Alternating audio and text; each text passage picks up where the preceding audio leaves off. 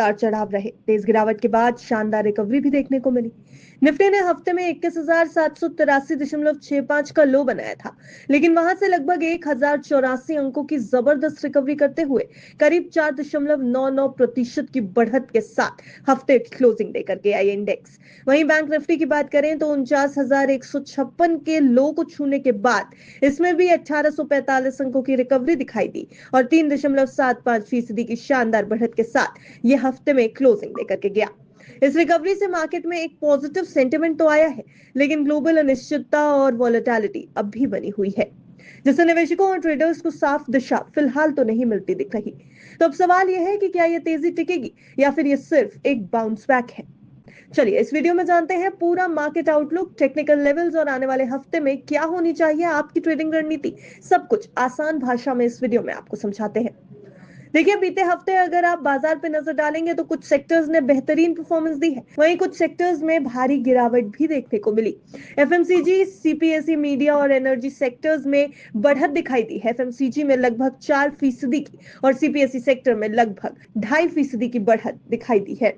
वहीं अगर गिरने वाले सेक्टर्स के ऊपर नजर डालें तो रियलिटी, मेटल और आईटी में भारी गिरावट हुई। उसके अलावा पीएसयू बैंक्स में और प्राइवेट बैंक्स में भी गिरावट देखने को मिली। लेकिन ये सब तो बीते हफ्ते हो गया। आखिर आने वाले हफ्ते में बाजार के लिए कैसा आउटलुक देख रहे हैं मार्केट एक्सपर्ट्स। तो अगर एक्सपर्ट्स की मानेंगे तो टेक्निकल्स के रूप में निफ्टी फिलहाल अपने 20 दिन के एक्सपोनेंशियल मूविंग एवरेज यानी ईएमए के पास ट्रेड कर रहा है, जो कि 22,900 के आसपास का है।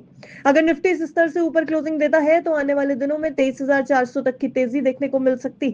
हालांकि ऊपर की ओर सबसे बड़ी रुकावट इस समय एक्सपर्ट्स के मुताबिक 23,800 के पास बनी हुई है। वहीं नीचे की ओर पहला सपोर्ट आपको 22,300 पर, और अगर ये टूटता है तो निफ्टी 21,700 तक फिसल सकता है। बैंक निफ्टी की बात करेंगे तो एक्सपर्ट्स यहां पर रिलेटिव स्ट्रेंथ देख रहे हैं। बैंक निफ्टी ने 50,000 का अहम स्तर पा लिया है और अगर ये इसके ऊपर बना रहता है तो 52,000 और फिर 53,500 तक की तेजी इस इंडेक्स में मुमकिन दिखाई दे रही है। लेकिन इस तेजी के बीच एक बड़ी चिंता है वॉलेटिलिटी इंडेक्स यानी इंडिया विक्स का बढ़ना। पिछले कुछ हफ्ते में जहां विक्स 13 के आसपास था, वहीं अब ये बढ़कर 20 के आसपास पहुंच गया है। इसका मतलब है कि मार्केट में डर और तेज मूवमेंट्स देखने को मिल सकते हैं। एक्सपर्ट्स का कहना है कि जब तक वॉलेटिलिटी शांत नहीं होती तब तक ट्रेडर्स को हेज यानी सुरक्षित अप्रोच अपनानी चाहिए और आक्रामक ट्रेडिंग से, अग्रेसिव ट्रेडिंग से बचना चाहिए।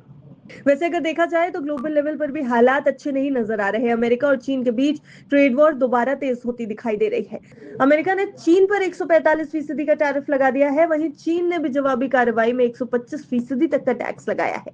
भारत पर भी इसका असर पड़ा, जहां अमेरिका ने 2 अप्रैल को भारतीय प्रोडक्ट्स पर 26% का एक्स्ट्रा टैरिफ लगाया था, जिसे अब 90 दिन के लिए टाल दिया गया है, लेकिन 10% का बेस टैरिफ अभी भी लागू है। ये तो हुई ग्लोबल बात। अगर घरेलू मोर्चे पर देखें तो कई अहम घटनाएं होने वाली हैं। इन्फोसिस और विप्रो जैसे आईटी सेक्टर के दिग्गज कंपनियों के नतीजे इस हफ्ते आ जाएंगे। साथ ही एचडीएफसी बैंक और आईसीआईसीआई बैंक जैसी बड़ी बैंकिंग कंपनियों के रिजल्ट्स भी इसी हफ्ते जारी होने वाले हैं। इसके अलावा डब्ल्यूपीआई और सीपीआई यानी थोक और खुदरा महंगाई के आंकड़े भी इस हफ्ते आएंगे, जो बाजार के लिए एक बड़ा ट्रिगर है और बाजार की दिशा और दशा तय करने में अहम रोल भी निभाएंगे। वैसे यहाँ ध्यान देने वाली बात यह है कि इस हफ्ते ट्रेडिंग सिर्फ 3 दिन होने वाली है। सोमवार यानी कि 14 अप्रैल को बाबा साहेब अंबेडकर जयंती और शुक्रवार को गुड फ्राइडे की वजह से शेयर बाजार बंद रहेगा। ऐसे में कम ट्रेडिंग दिनों में ज्यादा मूवमेंट संभव है, इसलिए वॉलेटिलिटी ज्यादा की जा रही है। कुल मिलाकर यह हफ्ता मार्केट के लिए काफी सेंसिटिव रह सकता है। टेक्निकल लेवल्स, कंपनियों के नतीजे, ग्लोबल टेंशन और वॉलेटिलिटी सब मिलाकर निवेशकों और ट्रेडर्स को सतर्कता से कदम उठाने की और इशारा कर रहे हैं। जब तक वॉलेटिलिटी शांत नहीं होती और निफ्टी मजबूती से 22,900 के ऊपर नहीं टिकता, एक्सपर्ट्स का यह मानना है कि यह मार्केट सेल ऑन राइज यानी हर तेजी पर बिकवाली वाली स्ट्रैटेजी के तहत ही काम करेगा। तो फिलहाल निवेशकों को एक्सपर्ट्स की यही सलाह है कि बाजार में निवेश करने से पहले एक बार बाजार को पूरी तरीके से समझ लें, थोड़ा थोड़ा निवेश करें और सतर्कता बनाए रखें। वैसे ये पूरी रिपोर्ट हमने सिर्फ और सिर्फ आपकी जानकारी के लिए तैयार की है। बाजार में किसी भी निवेश से पहले अपने निवेश सलाहकार की राय जरूर ले लें। बिस्तक की आपको ये सलाह है। वीडियो अच्छा लगा हो तो वीडियो को लाइक और शेयर जरूर करें। Bureau report, बिस्तक।